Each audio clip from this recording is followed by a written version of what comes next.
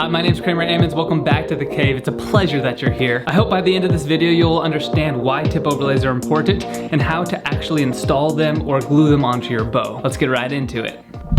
The purpose of tip overlays is to provide extra support to the end of the bow so that the bow limb doesn't break. Because with today's high performance low stretch bowstrings, it puts a lot of strain on the limb tips. For example, when a bow is shot, both limbs are gonna snap into place at the same time. Now, as they hit the wall, basically, you could say, that's providing a lot of stress on the end of the tip limb. And if your string doesn't stretch much, it's gonna cause more force on the tip. And that's why I want tip overlays so it doesn't break the tip of your bow. If you're using Dacron, B55, D97 bowstring material, none of those will need tip overlays, but anything Fast Flight, X99, Spectra, Dyneema, anything like that is definitely going to need tip overlays.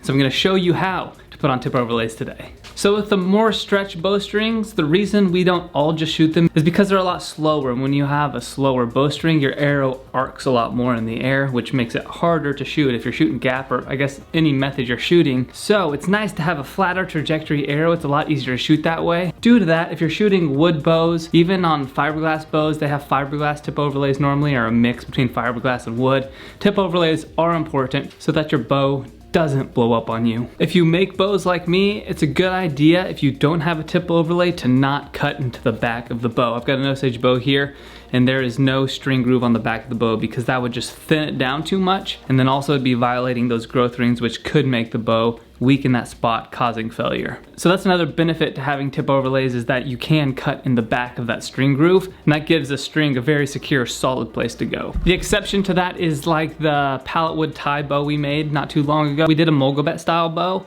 What that means is that both limb tips are completely static. It doesn't move at all when you pull back the bow. It's super thick. On those type of bows, you can cut into the back of that static limb, and that's gonna be okay because it's not moving in the first place. Material is mainly personal preference when doing tip overlays. Normally it's often for aesthetic look. The one rule is you do not want to put a tip overlay weaker than the bow wood or the wood you're using or the material. You want that tip overlay to be the same wood, equal, or stronger than the actual bow itself. As a flyby overview of how to put tip overlays on, the goal is to get the bow completely flat and another piece of wood completely flat and glue them together, and that's as simple as it gets. There's a couple things though that if you don't do or you forget to do, you have high chance of failing, so let's get right into it. Today we're gonna put on this Osage bow some Ipe, some really hard, dense Brazilian walnut as they often call it, onto the back of here. I'm gonna cut this down to a couple strips and then we'll get them smooth. The easiest and fastest way to flatten the tip of your bow is gonna be with a belt sander. You can definitely do it by hand, but if you do it by a belt sander, it's gonna save you tons of time.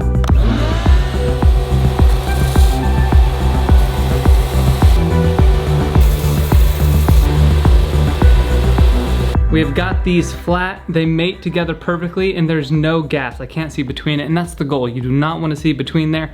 If you see any ridges in it, stop and get it flat before you continue, because there's three things that are very important when doing tip overlays. The first one is that it's completely flat. Secondly, you want to scratch up the backside so there's more gluing surface. Do this with a pocket knife or a hacksaw blade. The third thing is to clean it with acetone. Don't overlook this step. Making sure all the oils from your hands or anything is out of the wood is very important in order to make the lamination stronger than the wood. Lastly is glue. What kind of glue should you use? You can use whatever you really want to use. A lot of people use CA glue. There is a Bowyer CA glue I've seen that is really thick and it takes a little bit longer to dry. I don't know quite the difference in that and just normal super glue, but I've never used that. I have used Type-On wood glue. I have used Smooth-On EA40. I know you can also use Type-On's hide glue. That sort of thing would work just fine. But what's really more important than all of that is the preparation, making sure it's flat and making sure that it's completely clean and scuffed up, and then you clamp it down. You don't really have to put a lot of pressure. Just a spring clamp works great and you'll be good to go. See how much comes off that? Today I'm just gonna use wood glue.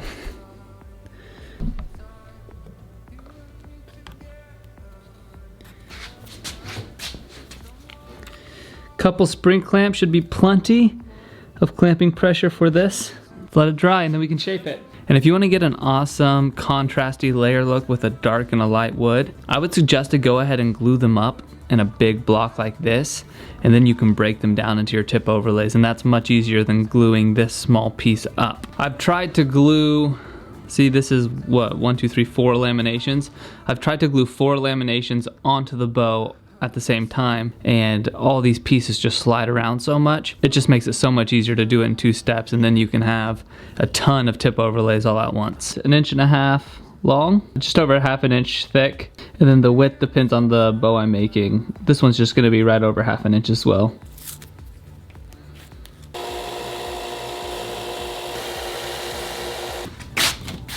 If you're doing a handle section, the steps are gonna be the exact same as it's gonna be for the tip overlays.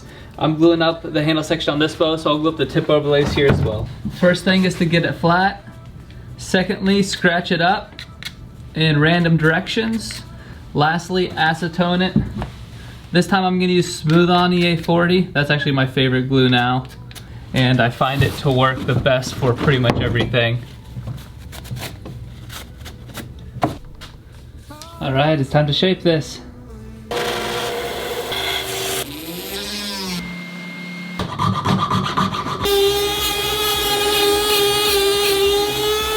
I've been using this little Dremel tool, and it works really good with like a flap disc on it to sand it down real good instead of hand sanding it. But you know, I've made plenty of bows hand sanding, so it's not necessary, but it is very useful. Can clean this off real quick. See it come alive. That's pretty much all there is to making tip overlays. I'm gonna go ahead and show you how I cut my string grooves in on this other bow. The glue up is done. I'm gonna show you how I do tip overlays. First thing is I mark 1/2 inch, make it darker with a pencil. All this can be done with hand tools, but I'm gonna use some power tools just for the aspect of speed. Cut a groove, the depth of the string.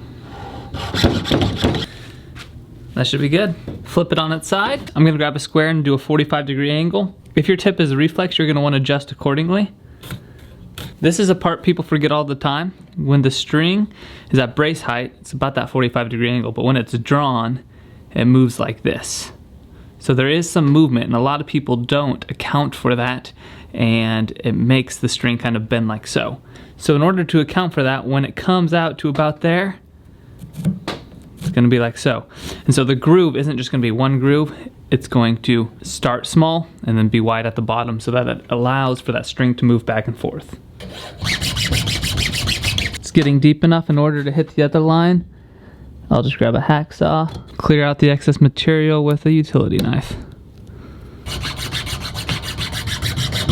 We'll flip this over and square across from the belly of the bow. From those 2 lines, we'll be able to connect the 2 lines in the belly to either side of the groove on the back, and that'll show us the exact depth. You want those to be exactly equal on both sides so you don't have any unnecessary limb twist. I cut the groove in the side, the depth of my bowstring as well. So I just check it with the bowstring. If it's a little proud, take it down a bit, then you should be good to go. From this point on, it's personal preference on how you want to shape it. You could shoot it just like this. Clearly it doesn't look good. If we're going through all the trouble, we're gonna make it look good. So I'm gonna round it to a shape that I like.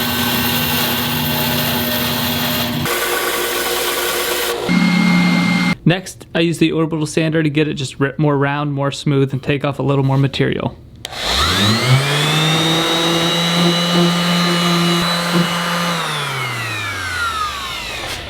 A Dremel tool with a flap disc does a real good job to clean up all the marks from the orbital sander.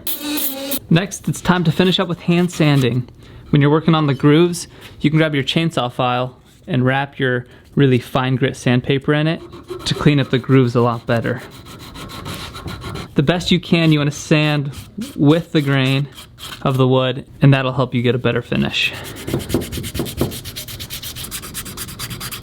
These tip overlays are fairly thick, and these are the 1/2 inch ones I did. So if you want smaller tip overlays, you can just use less laminations, less thickness of wood, and it should be okay. I probably wouldn't, for a wood bow though, go under 1/4 inch. It is based upon your material though. If you're using horn or something really hard, you can use smaller tip overlays and you'll be completely fine with it. And that's pretty much all there is to the tip overlay.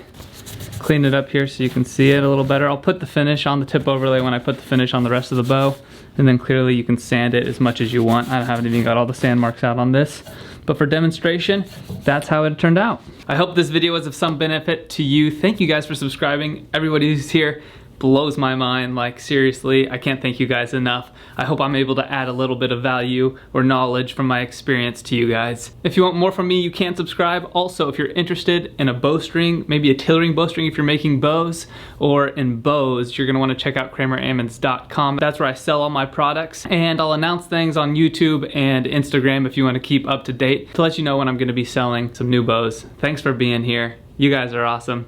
It's been a pleasure to talk to you. Have a great day. Stay positive, smile. We'll see you later.